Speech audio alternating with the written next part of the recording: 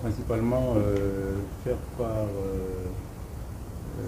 aux responsables des deux chambres de notre soutien, du soutien du gouvernement par rapport aux événements tristes, malheureux et condamnables qui se sont passés ici dans un lieu mythique et respectable, une représentation de la République, et aussi les rassurer de l'implication non seulement du gouvernement mais de la police nationale à les sécuriser davantage. Nous sommes conscients qu'il y a un calendrier électoral au niveau de la Chambre haute.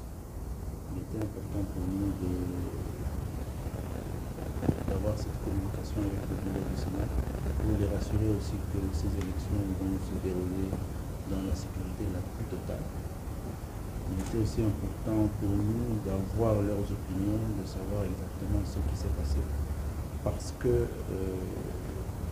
il va falloir aussi identifier les responsabilités des uns et des autres et les sanctionner pour que plus jamais cela ne puisse se répéter en République démocratique. Il y a des mesures qui sont déjà prises, la police nationale travaille, il y a des mesures sécuritaires qui sont prises et qui sont exécutées. Maintenant, c'est un hémicycle.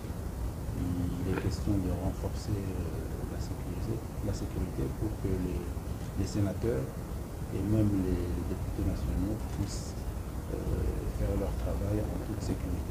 En termes de mesures, d'abord, vous venez de parler de la Constitution. La Constitution prévoit et oblige les assemblées à rendre leur plénière publique. Donc les citoyens congolais ont accès aux plénières et du Sénat et de l'Assemblée nationale.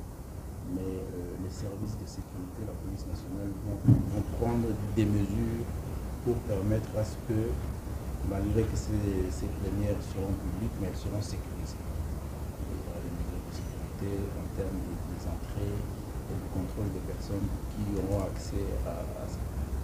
Nous sommes rassurés parce que ce que nous avons vécu ici avant-hier était plus ou moins terrifiant pour l'activité du travail que nous réalisons au quotidien.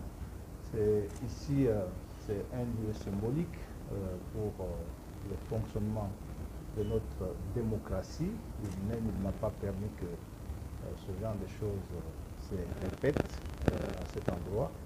La présence de VEPEM ici, c'est une garantie pour nous. Nous avons évoqué les failles intervenues notamment dans la sécurisation du bâtiment et des locaux de l'Assemblée nationale et qu'il nous a confié qu'il avait pris toutes les mesures pour que ceci ne se répète pas.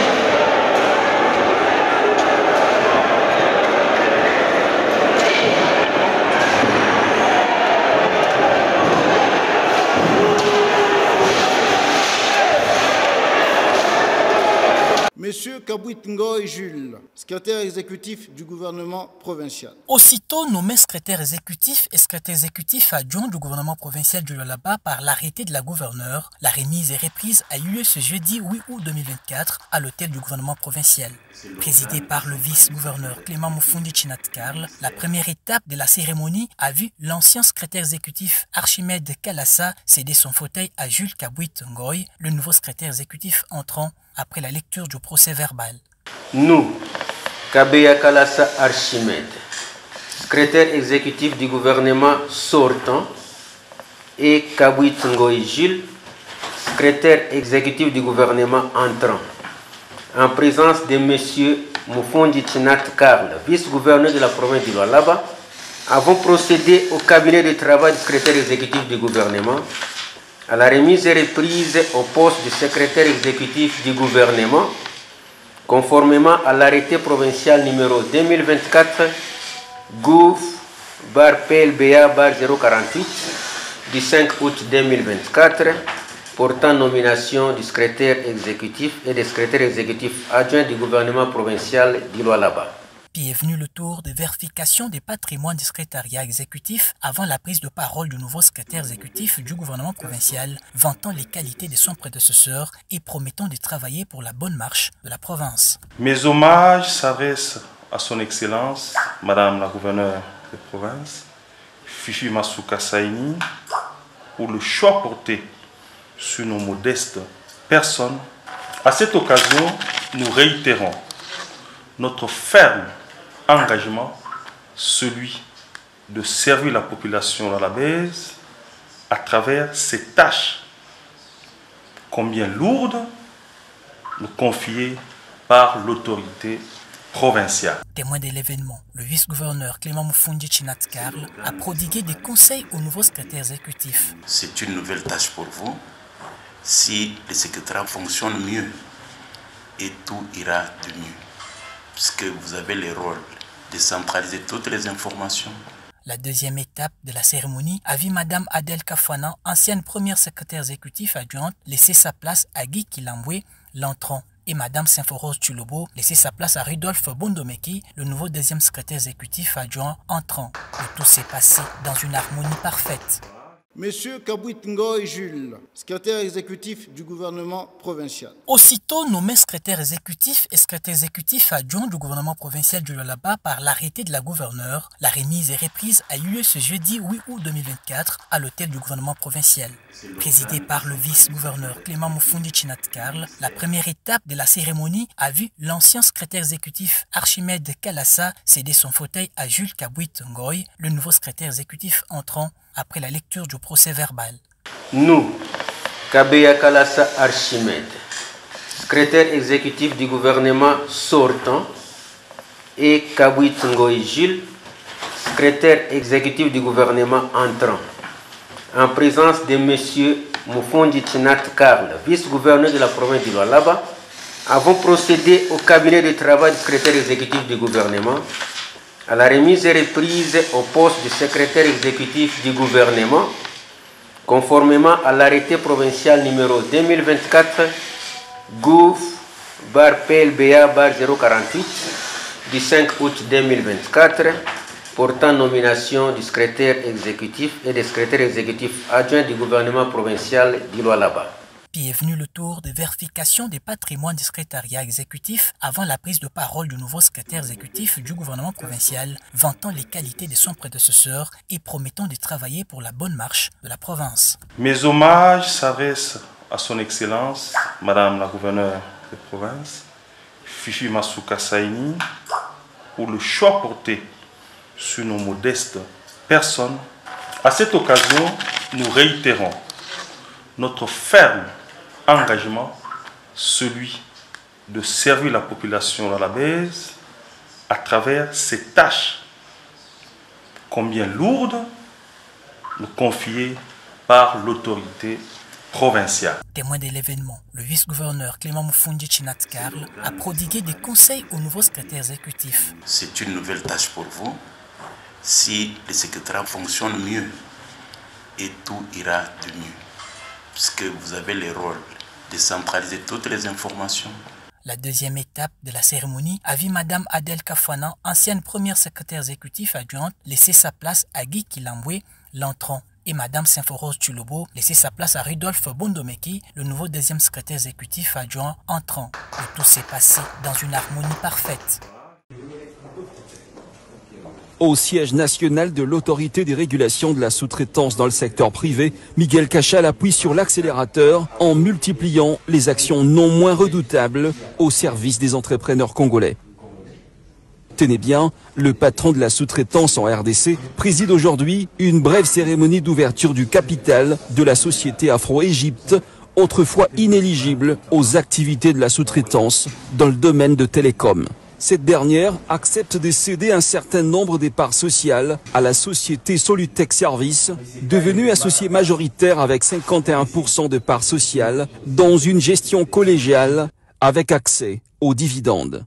Sur la base du procès verbal de l'Assemblée générale extraordinaire du 8 juillet 2024, cette Assemblée a sanctionné la cession des parts et l'entrée des actionnaires congolais dans l'actionnariat de Afro-Egypt Engineering DRC-SAR, qui à ce jour réunit les conditions de 51% détenus par les Congolais, personnes physiques dans Solitech Services, et 49% détenus par l'actionnaire égyptien Afro-Egypt Holding.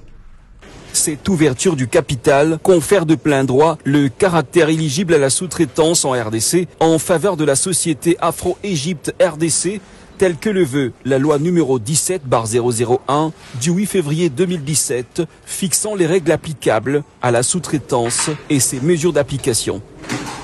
Le directeur général de la RSP se félicite d'avoir encore mené à bon port un travail qui répond littéralement aux aspirations du président Félix Tshisekedi dans ce secteur précis. Le président de la République, chef de l'État, a donné la vision. Lorsque le président donne la vision, il y a des lieutenants qui sont sur le terrain pour matérialiser sa vision. Et c'est ce qui est en train d'être fait. J'aimerais lancer aussi un message à tous les Congolais que ce qui est en train de se faire, c'est de la réalité. Et ceux-là qui pensent que c'est de la blague vont rester dans cette même distraction. C'est comme les bateaux de Noé. Lorsque Noé était en train de construire l'arche, il y a ceux-là qui ont cru et ceux-là qui pensaient que c'était de la blague. Et on a su comment cela avait fini pour eux. Donc, quittons la distraction. Il s'agit de l'intérêt économique de la nation. Et chaque Congolais, d'office, est éligible à la loi de la sous-traitance. Et mettons-nous au travail parce que c'est le travail qui assure l'indépendance. Marc Compoy et Ahmed El Morsi, de nouveaux partenaires qui ont à tour de rôle salué la qualité du travail abattu à la RSP. Nous sommes très contents parce qu'aujourd'hui nous avons finalisé ce contrat avec Afro-Égypte qui devait se conformer à la loi de la sous-traitance congolaise. Nous remercions le président de la République, son Excellence M. Félix Tshisekedi, et nous remercions aussi M. Miguel, le DG de l'autorité de régulation de sous-traitance, parce que c'est à travers lui que nous nous conformons à la loi congolaise. Nous, Congolais, nous nous conformons et bien des entreprises, des étrangers se conforment aussi à la loi congolaise à travers l'autorité de régulation de toutes ces sous-traitances. Je ne pense pas qu'il y ait une grande différence entre l'Égypte et le Congo en cette matière. J'apprécie beaucoup parce qu'il y a pratiquement la même politique entrepreneuriale avec les mêmes procédés qui exigent le respect de la loi sur la sous-traitance. C'est ainsi que nous pensons accompagner les autorités congolaises dans cette logique des choses afin de promouvoir et de développer l'économie du pays et ouvrir les opportunités d'affaires aux Congolais dans une bonne collaboration. À l'heure actuelle, le DG Miguel et ses collaborateurs sont déterminés à enchaîner de plus en plus avec les actions de grande envergure au profit des Congolais, cela dans différents domaines d'activité économique du pays. ARSP, bras armé de l'État pour la création et le développement de la vraie classe moyenne congolaise. Donc principalement faire part aux responsables des deux chambres de notre soutien, du soutien du gouvernement par rapport aux événements tristes, malheureux et condamnables qui se sont passés ici dans un lieu mythique et respectable, une représentation de la République, et aussi les rassurer de l'implication non seulement du gouvernement mais de la police nationale à les sécuriser davantage. Nous sommes conscients qu'il y a un calendrier électoral au niveau de la Chambre haute. Il était important pour nous d'avoir cette communication avec le bureau du Sénat pour les rassurer aussi que ces élections vont se dérouler dans la sécurité la plus totale. Il était aussi important pour nous d'avoir leurs opinions, de savoir exactement ce qui s'est passé, parce que il va falloir aussi identifier les responsabilités des uns et des autres et les sanctionner pour que plus jamais cela ne puisse se répéter en République démocratique. Il y a des mesures qui sont déjà prises, la police nationale travaille, il y a des mesures sécuritaires qui sont prises et qui sont exécutées. Maintenant, c'est un hémicycle. Il est question de renforcer la sécurité pour que les sénateurs et même les députés nationaux puissent faire leur travail en toute sécurité. En termes de mesures, d'abord, vous venez de parler de la Constitution. La Constitution prévoit et oblige les assemblées à rendre leur plénière publique. Donc les citoyens congolais ont accès aux plénières et du Sénat et de l'Assemblée nationale. Mais les services de sécurité, la police nationale vont prendre des mesures pour permettre à ce que, malgré que ces plénières seront publiques, mais elles seront sécurisées. Il y aura des mesures de sécurité en termes des entrées et du contrôle des personnes qui auront accès à ça.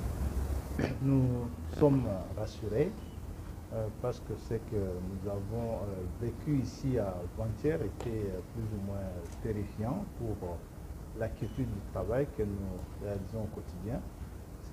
Ici, c'est un lieu symbolique pour le fonctionnement de notre démocratie. Il n'a pas permis que ce genre de choses se répètent à cet endroit. La présence de VEPEM ici, c'est une garantie pour nous. Nous avons évoqué les failles intervenues notamment dans la sécurisation du bâtiment et des locaux de l'Assemblée nationale et qu'il nous a confié qu'il avait pris toutes les mesures pour que ceci ne se répète pas.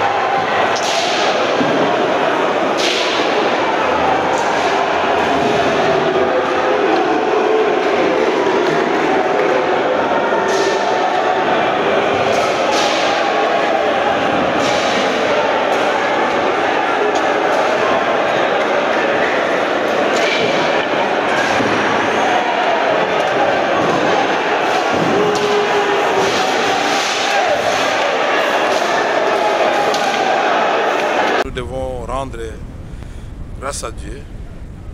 J'ai trouvé le président en forme, puisqu'il voulait m'enquérir d'abord sur la situation de sa santé ici. En tant que président de l'Assemblée nationale, je voudrais rassurer le peuple congolais que notre chef se porte très bien. Au-delà de cette évidence, le chef de l'État et le président de l'Assemblée nationale ont fait le tour d'horizon des questions d'actualité. De la situation sécuritaire du pays à la vie sociale, rien n'a été oublié. Des pistes de solutions ont été envisagées. En ce qui concerne la sécurité, avec le président de la République, nous avons convenu, et c'est lui le garant au terme de l'article 69 de notre Constitution, de faire une évaluation régulière de la situation sur le terrain. L'Assemblée nationale en tant qu'autorité budgétaire, le gouvernement en tant qu'institution qui gère la République au quotidien, le président de la République en tant que chef de l'exécutif, les responsables des cours et tribunaux, c'est-à-dire le pouvoir judiciaire, et si l'échelle, on peut inviter les ministres, vice-premier ministre de la Défense, vice-premier ministre de la Justice, vice-premier ministre de l'économie, vice-premier ministre de l'intérêt sécuritaire et affaires coutumières selon le problème à traiter. Parce que le président de la République, tout le monde le sait, il n'a pas lésiné sur les moyens. Il a recruté les hommes et il les a formés. Il les a lotis des équipements pour faire face à cette guerre qu'on nous a imposée. Parce que nous ne sommes pas des ventes à guerre. Nous n'avons jamais traversé la frontière qui nous sépare avec le Rwanda, ni la frontière qui nous sépare avec l'Ouganda. Nous voulons la paix, et la paix si l'ensemble de la région des Grandes Lacs. Ceci dit, le président voudrait une transparence totale dans la gestion et des fonds, non seulement au niveau de l'armée, mais au niveau de toutes les autres institutions. Plus rien ne sera comme avant. Nous avons abordé l'éternel problème de l'inflation et du taux d'échange. La solution à ce problème de l'inflation et de la perte de valeur de notre monnaie réside dans la non-production. Or, nous avons un programme de transformation de notre économie, de la diversification de notre économie. Et il est temps que l'on puisse lancer ce programme et en faire le suivi. Et le président a dit, et il met en garde tous les grossistes qui pratiquent des prix fantaisistes. Ils auront des surprises parce que le contrôle va être rigoureux. Il y aura des brigades économiques. Par la même occasion, le président de la République a fait part de sa consternation à la suite du décès du Mwami Kabaré. Le chef de l'État a chargé l'honorable Vital Kamerhe à le représenter aux funérailles de ce grand notable du Grand Kivu et présenter ses condoléances à la population de Bukavu. L'autorité urbaine, l'honorable Joyce Tunda Tchansa, a adressé une mise en garde ce mercredi 7 août à tous les inspecteurs des taxis-motos opérant dans la ville de Lubumbashi. Une intervention qui fait suite à une rencontre récente au cours de laquelle la maire intérimaire a tenu à récompenser ses inspecteurs pour leur engagement à faire respecter les zones interdites aux motards au centre-ville de Lubumbashi. La très dynamique Joyce Tunda Tchansa a fermement exprimé sa position en affirmant qu'il n'est pas envisageable de maintenir des inspecteurs qui négocient sur le terrain avec le motard au lieu de les ramener à la mairie pour qu'ils répondent de leurs actes. Et si vous pensez que vous êtes le meilleur inspecteur du sachez très bien qu'on va commencer à vous arrêter. Et on va vous arrêter, ça je vous dis la vérité. Parce que vous avez entendu que notre madame le maire nous a appelé pensant que c'est pour l'argent. Détrompez-vous. Ce n'est pas pour l'argent aujourd'hui. Aujourd'hui, c'est pour chasser ceux-là qui ne travaillent pas. Parce que ce n'est pas juste. Tu n'aimes pas les confiances, tu vas faire la cage. Mon afika mon terrain, mon anda négocier mon terrain, bengue mon ala kwa nyumba, unachunga kile kitu basi na makuta yenyeana bali pachi makuta yetu, unakuwa unashimama msali ndio pachi makuta. Sachez très bien, nous vous connaissons. Na malizi tuko nayo. Ya bali bado tunatumika kama njina kwa itoke hapo, eke unatumika sans pour autant kwa baliste, utaenda prison. Les gens qui travaillent, ils vont apparaître par les malices de la Kivu. À partir de l'année où il a monté des place. Donc tout ce qui se passe, le monde enfant, qui sont pour jouer. Alors, comment on a qu'il y ait moins de coordination, nous avons déjà je vais créer des élections, tout à l'heure le monde responsable pour ça, il dit qu'on a combien tout la communauté.